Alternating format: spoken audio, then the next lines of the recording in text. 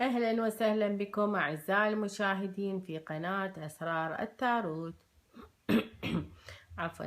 هذه القناة مختصة في علم التاروت. نشكر جميع أعزائنا وأصدقائنا الذي يبدون إعجابهم في البرنامج وفي أوراق التاروت، ونعدهم على أن نجيب على رسائلهم في أقرب وقت ممكن. أعزائي المشاهدين، في هذه الحلقة نحب أن نتكلم عن برج الدلو لشهر يوليو تموز سنة 2016 بأوراق التاروت.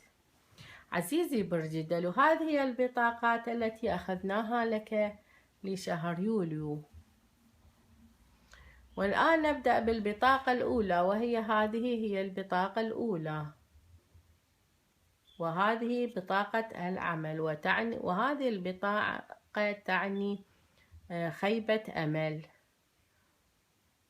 وهذا يعني ربما ضياع فرصة عمل كنت تحلم بها، أو ضياع مشروع كنت تود أن تعمله، أو ضياع بعض الأموال، وهذا الشيء قد يسبب لك بعض الإحباط عزيزي. لذلك عليك بالصبر، وعليك أن تركز على الجزء المليان من الكأس ولا تركز على الجزء الخالي. عزيزي الدلو، نرجو أن لا تركز على الأخطاء ولا تنسى أن الحياة تسير للأمام، وتوجد فرص أحلى في انتظارك. وكذلك عزيزي الدلو، مررت بهكذا ظروف سابقا واستطعت أن تتغلب عليها بذكائك الحاد وحكمتك، فلا تهتم عزيزي، ودع الأيام تمشي والقادم أجمل.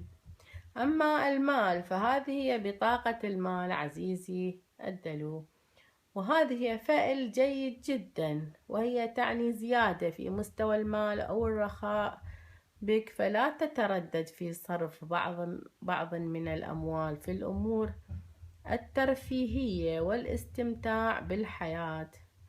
ربما تقدم على شراء أثاث جديد للمنزل، أو سيارة، أو انتقال إلى بيت آخر، أو أي شيء انتظرته من زمان سوف يتحقق، أو ربما رحلة بعيدة تقضي بها عطلتك الصيفية. أما عن العائلة والارتباط فهذا هو العائلة والارتباط. عزيزي الدلو، هذه البطاقة عفوا هذه البطاقة تعني أنك أنت فقدت الأمل عزيزي في التواصل مع الحبيب، وقد أصابك شيء من اليأس والإحباط، وتشعر أنت في مشكلة كبيرة لا تستطيع التخلص منها، على الأقل في الأيام أو في الوقت القريب.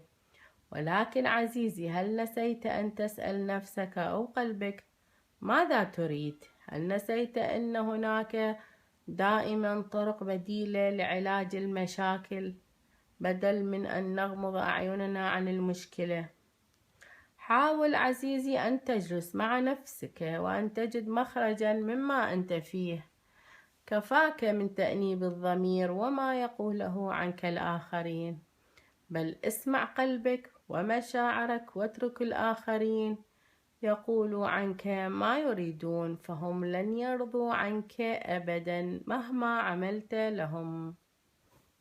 أما كارت الصحة فهذه هو كارت الصحة عزيزي الدلو، وهذا الكارت أو هاي البطاقة تعني هناك قلق من تغيير حاصل في الأيام القادمة، أو تعب وجهد تبذله من رحلة قد تقضيها. عندما تأتي هذه البطاقة تعني أنك عزيزي الدلو تعاني من بعض المشاكل، ربما النفسية أكثر مما أن تكون صحية، وهو القلق والتوتر والإجهاد.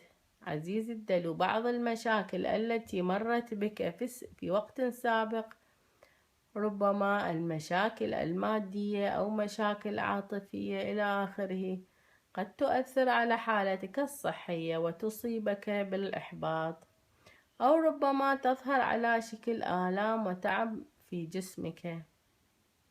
لذلك عزيزي، حاول أن تمارس التأمل والاسترخاء فهما يساعداك كثيرا في رفع معنوياتك والانطلاق من جديد في الحياة. هذه هي التوقعات لشهر يوليو تموز عزيزي الدلو هذه هي التوقعات العامة. أما التوقعات الخاصة فيرجى الاتصال بنا على الفيسبوك أسرار التاروت. وشكرا للمتابعة.